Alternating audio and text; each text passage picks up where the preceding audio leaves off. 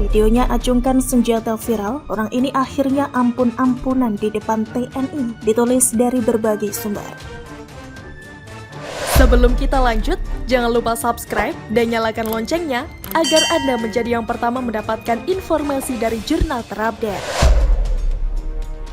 Sekretaris MUI Kabupaten Sukabumi, Ujang Hamdun akhirnya minta maaf atas video yang belakangan mendadak viral di media sosial.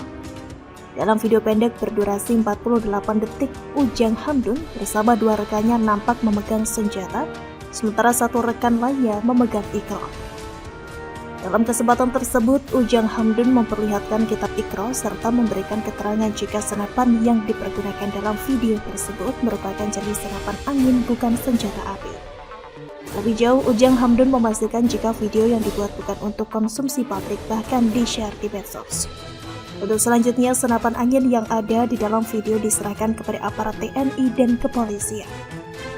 Sebagaimana diketahui sebelumnya, viral video Sekretaris Umum Majelis Ulama Indonesia atau MUI Kabupaten Sukabumi, Ujang Hamdun, mengacungkan senjata senapan laras panjang sambil menyampaikan pesan-pesan berisi seruan. Video yang berdurasi 48 detik tersebut viral di media sosial Twitter. Bahkan, video tersebut sempat mendapat tanggapan dari YouTuber KBN Nusantara yang menyebut video tersebut sebagai provokasi dan dianggap sebagai kelompok ekstremis. Dalam video tersebut terlihat Ujang Hamdun membacakan potongan surat Al-Anfal ayat 60. Di akhir video yang berdurasi 48 detik itu, pria tersebut mengatakan kata-kata yang dinilai propaganda. Jadilah hamba yang menghabisi, bukan yang dihabisi. Perangi orang musyrik dimanapun mereka berada. Allahu Akbar, Allahu Akbar, takbir, serunya. Melihat dari video tersebut juga, pemuda yang membidikan senapan angin tersebut ikal panjang. Terlihat dari video tersebut juga, pemuda yang membidikan senapan angin berambut ikal panjang. Pemuda memakai baju putih memegang senjata ke atas dan satu orang lagi memegang buku bacaan. Sementara itu, Ujang Hamdun juga dalam akun YouTuber KBN Nusantara disebutkan tercatat sebagai calon pengurus DKML Jabar Bandung sebagai anggota divisi kerjasama dan lintas masjid. Saat ditemui tribunjabar.id Minggu 26 Maret, Sekretaris MUI Kabupaten Sukabumi, Ujang Hamdun, bersama 3 pemuda yang ada di dalam video tersebut membantah ada dugaan terafiliasi dengan kelompok teroris tertentu. Menurutnya, video itu dibuat untuk konsumsi pribadinya dan komunitas jemaah pengajian. Saya tentu tidak ada sedikit pun terafiliasi dengan aliran-aliran garis keras. Barang tentu kami juga tidak ada sedikit pun niat untuk melawan NKRI atau apapun yang ditunjukkan.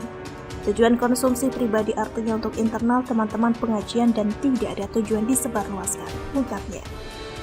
Ujang Hamdun menuturkan dalam pernyataan video yang dibuatnya tersebut sama sekali tidak menyudutkan siapapun. Isinya pun dalam pemahaman kami tidak ada provokasi karena kami tidak punya latar belakang dari garis keras atau melawan negara, radikalis, makar, karena latar belakang kami tidak di situ semua, tuturnya. Terkait senapan laras panjang yang mereka bawa dan tunjukkan dalam video tersebut sudah diserahkan ke Kodim 0607 untuk ditelusuri. Kami sudah melakukan silaturahmi, ngobrol bersama TNI dan Polri. Insya Allah kami tidak ada sedikit pun unsur makar terhadap negara ataupun terafiliasi dengan kelompok tertentu.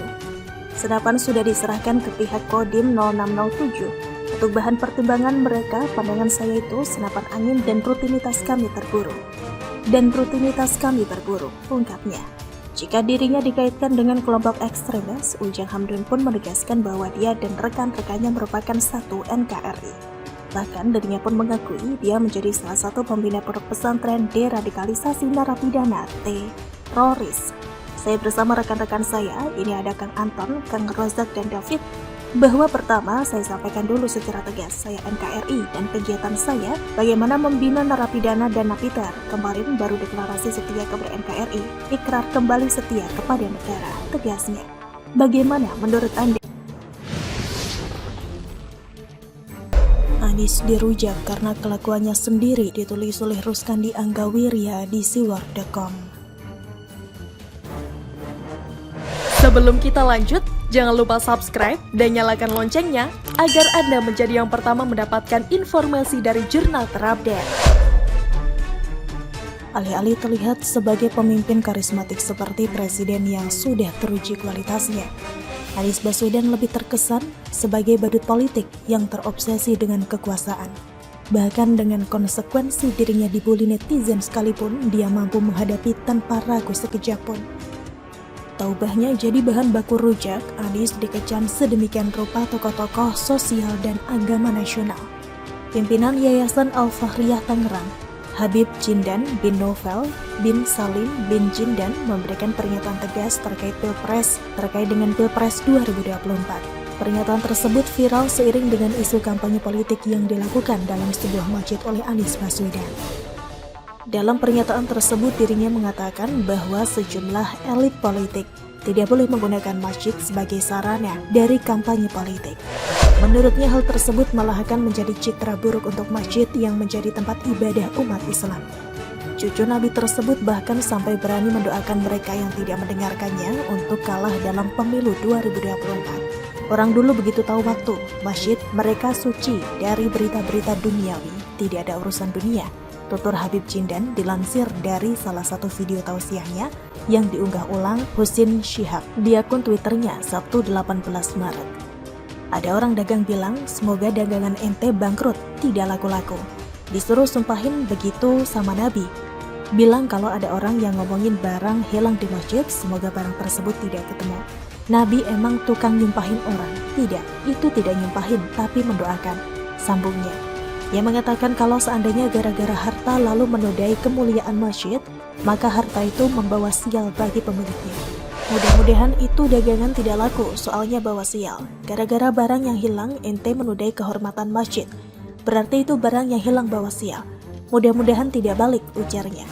Habib Jindan menegaskan masjid bukan tempatnya kampanye politik, dengan atau atas dalih apapun. Sebenarnya Dewan Masjid Indonesia atau DMI telah mengeluarkan surat edaran. Salah satu isinya, masjid, musola, dan tempat ibadah harus steril dari kegiatan kampanye politik praktis. Seruan itu dikeluarkan seiring menghadapi pemilu 2024. Selain itu, dalam surat edaran yang ditandatangani Ketua DMI Yusuf Kala, juga menyerukan agar kegiatan Gema Ramadan dimaksimalkan untuk membangun kedamaian dan ketakwaan.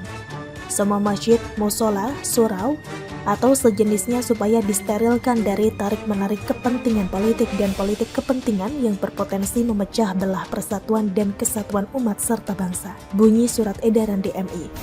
Seruan lainnya adalah penggunaan speaker masjid dengan pengaturan suara luar tidak berlebihan, baik itu suara, tempo, maupun intensitasnya. Ketentuannya, 5 menit sebelum azan duhur, asar, maghrib, isya, dan 10 menit sebelum azan subuh.